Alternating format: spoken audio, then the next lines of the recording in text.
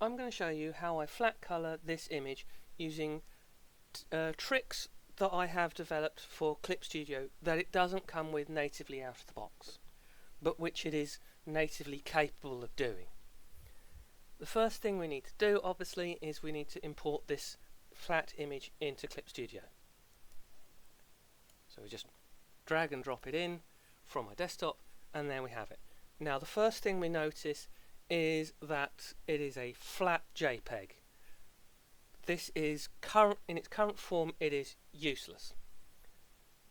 Now I've been told various ways of doing this, all of which sounded absolutely appallingly difficult.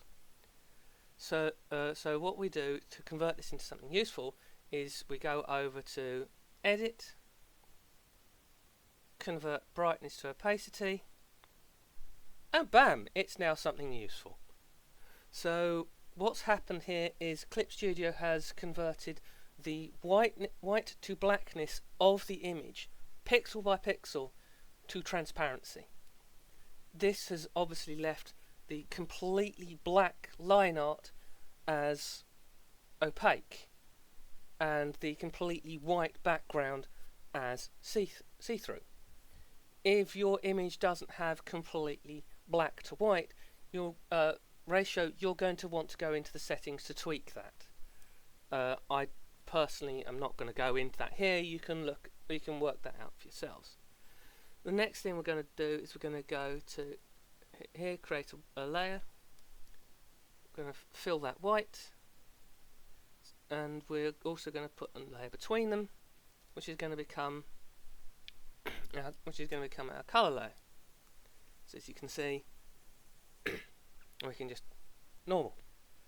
It's almost as if it was done as if we had the original file. We don't, but it's good enough.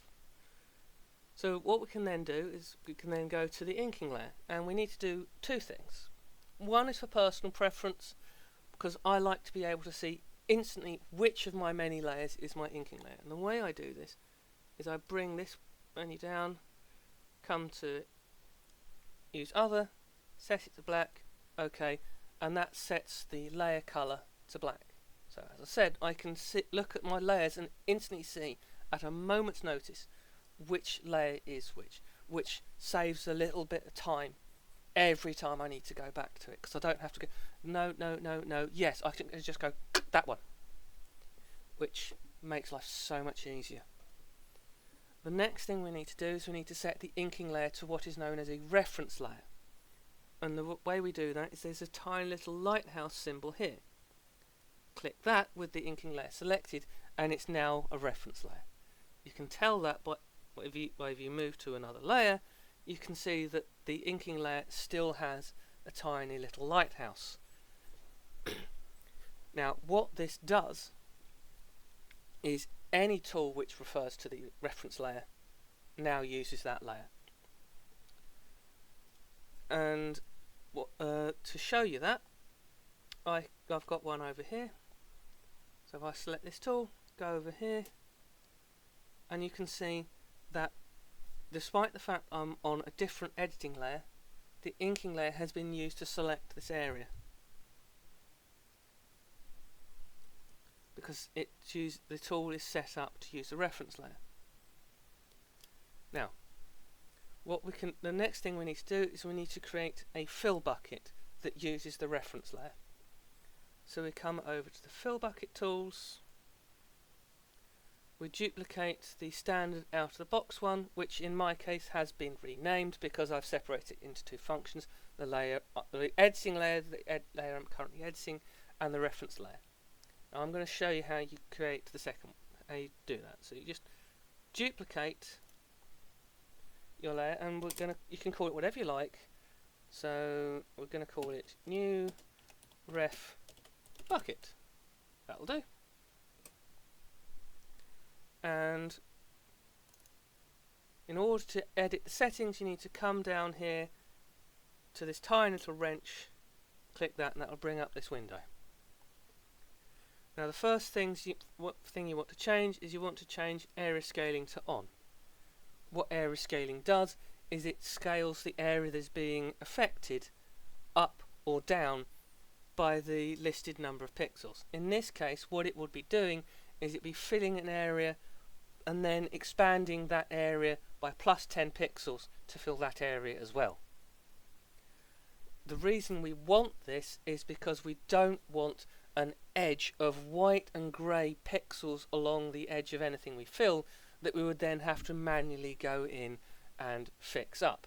That's a pain in the bum, and it looks absolutely awful, so we turn area scaling on. Now, depending on the size of your canvas, how thick your line art is, 10 pixels might be too large because it might overflow the thickness of the line art. So and this is especially true if the line art is very thin. In my experience, 3 to 4 pixels is a magic number. It's big enough that you won't get that horrible line around the edge, but it's not big enough that it's going to overflow even fine line art. And those cases where it's better to just live with that and fix it up in post than to mess around with anything else. The next thing we want to do is we want to go to reference and turn on refer multiple. It's the only way to get these settings to turn on. So what we then want to do is we want to turn set it from editing to reference layer. This means that it's now going to refer to the reference layer. Then in exclude, we want to make sure it isn't excluding text because we want it to be constrained by text bubbles and stuff. We definitely want exclude editing layer set to on because we don't want whatever we've already put to be affecting our fill. Everything else is fine. Personally, I prefer to leave fill up to vector path off because you can't actually see the vector path. And although the vector lines that are being drawn might overlap, the vector paths that are generating them don't. So that creates, if you're using vector layers, that creates invisible leaks because they're not actually, you can't see the fact that there's a hole there. And we definitely want closing gaps on. So that's the tool made. The next thing we want to do is we want to link it to a shortcut. So what we can do is we can go to Pen, File, Modify Key Settings. Now this is where all the universal shortcut keys are. Make sure you're in General Settings, not Tool Specific Settings, because Tool Specific Settings apply to only that tool. So General Settings. And we're going to want to use some settings which are pretty much universally not in use. The first thing I like to change is I like to set Alt to Change Tool temporarily, obtain display color, pick from color layer. That is useful. And then the next one we want is Control Shift Alt, change tool temporarily, which we now want to change to the fill bucket that we've just made. Uref bucket. Okay. So what we can now do is we can now press the shortcut keys we just made, and bam. Oh no, I don't like that colour. Bam, bam, bam. And then we can fit the skin colour. Bam, bam. Bit more reds, bit more thin. Bam, bam. There we go. You start to see how useful it is. But if we zoom in, we can see that this bit hasn't filled in. So we just press Alt, because our fingers are already on the keys. Line, Alt, line. There we go. Now, you can go better than that.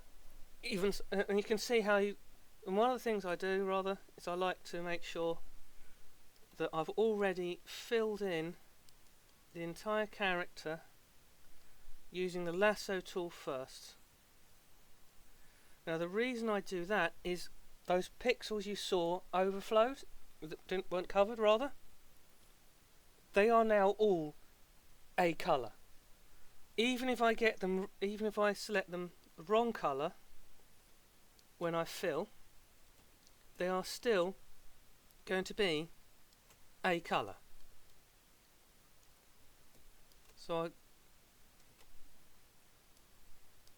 And the reason I like using Control or Shift is because, like you just saw me do, when there's a gap, you can just hit Control Z because your hands are already on those buttons.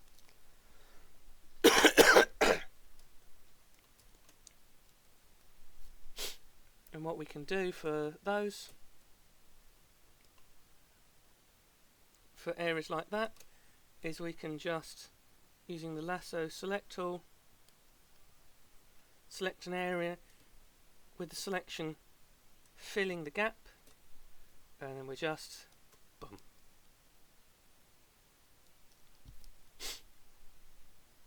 Or we can go to the inking layer and just fill the gap.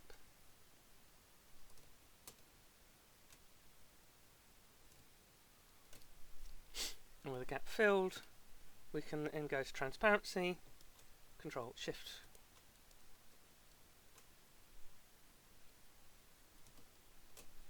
Zoom in here.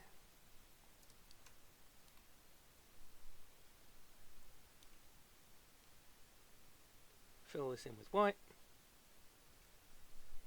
Pick a nice colour for the thing. Boom, boom, boom. Da, da, da, da, da.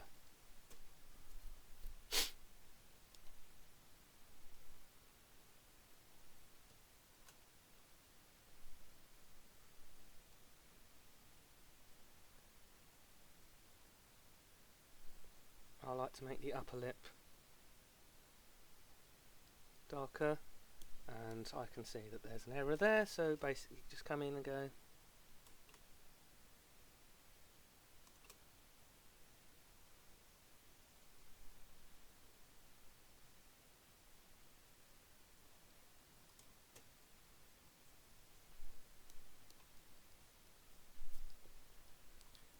and there we go.